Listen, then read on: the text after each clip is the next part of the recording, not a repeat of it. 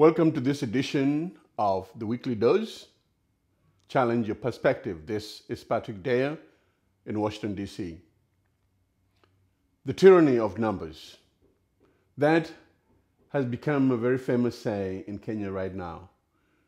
And that was brought to us courtesy of the renowned political analyst in Kenya, Mr. Tyranny. Weeks before the election, he said that Uhuru Kenyatta and Mr. Ruto were most likely to win the election because of numbers. I'm sure Mr. Ngugi, as a researcher, spent countless hours and sleepless nights mulling over the numbers and coming up with that conclusion. Now, what people fail to see is that there was possibility. And you should have seen the new media sites. Mr. Tyranny was murdered and buried with all his theory. How can it be? These are just two tribes. How can he say that they have more numbers than the rest of Kenya?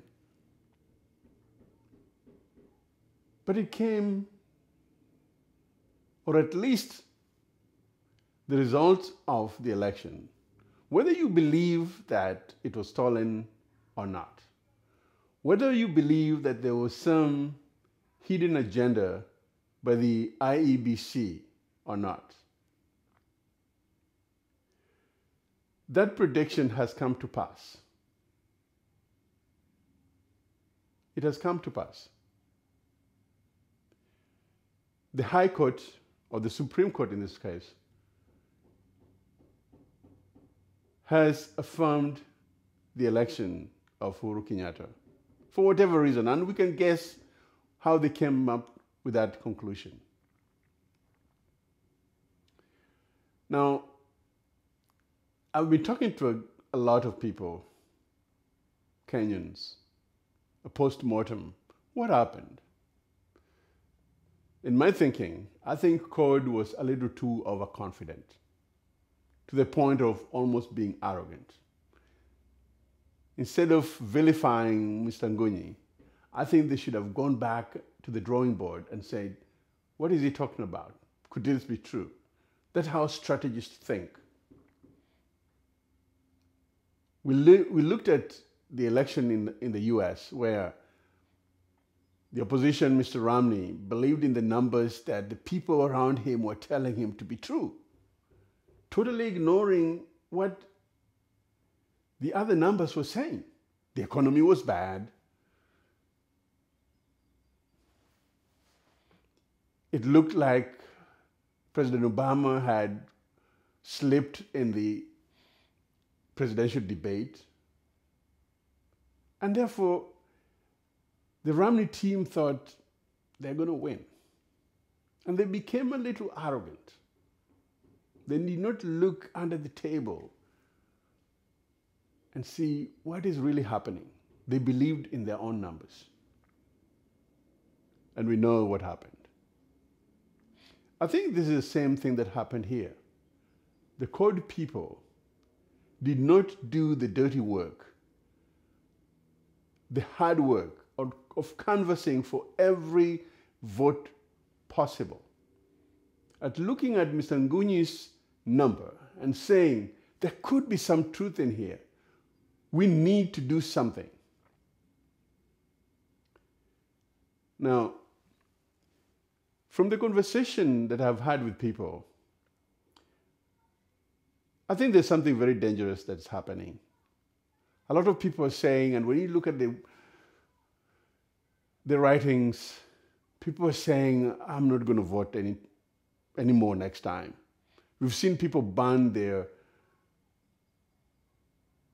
ID cards. Why should I vote? They say. If my vote is not going to count and the election is going to be stolen every time, why should I vote? Now, to me, that is a very defeatist attitude. Because it is tantamount to saying that a thief comes to your home and they steal your cow, that you are hoping that one day will be able to produce you milk. And then you say, forget it. I will not buy another cow because anyway, the thieves will just steal it again.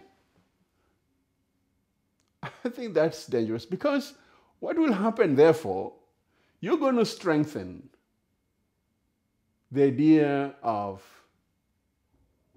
tyranny of numbers. Because believe me, as the country is divided now,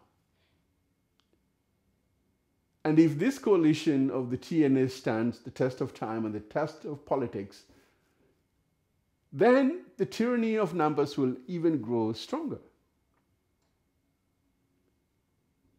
And so we, the people, and for the greater good of society,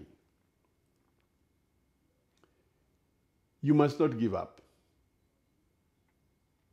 You must go back to the drawing board and say, what do we need to do? Because I still believe very strongly in the greater good of Kenya, the greater good of society.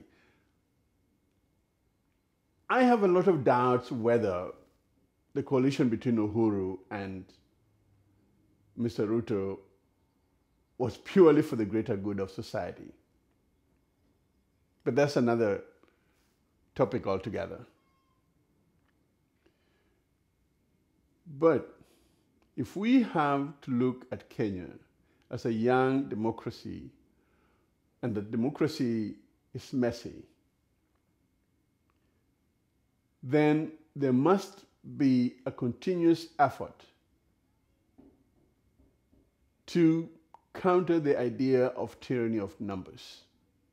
What we should do, or what Kenyans must do, is to start thinking about how do you change that tyranny of numbers on a tribal line to a tyranny of number on the principle of policy, the principle of the greater good of the society, and therefore putting in a situation where the tyranny of numbers does not become just a tribal thing, but a national thing where anybody from any society can come up with a good idea and have the tyranny of numbers because of the ideas that they uphold and they want to bring to this young democracy. And so, for those that are banning their ID cards, for those that are swearing never to vote again in the next election, you have a lot of thinking to do. You have a lot of soul searching to do. You must move on from here and say that we have fallen, but we are not out. The Prime Minister said that. He has fallen, but he's not out. And this is not just because of Uhuru and Ruto. This principle should apply to anybody who becomes a leader of the community, of the society, even at the local level. If a governor won because of tyranny of numbers, then at the local level, the community must look at advancing towards the tyranny of numbers on principles and on policy. That way, we will advance the idea of democracy. Thank you very much. This is Patrick Dare, bringing you your weekly dose, and I'm challenging you to challenge your perspective. Thank you.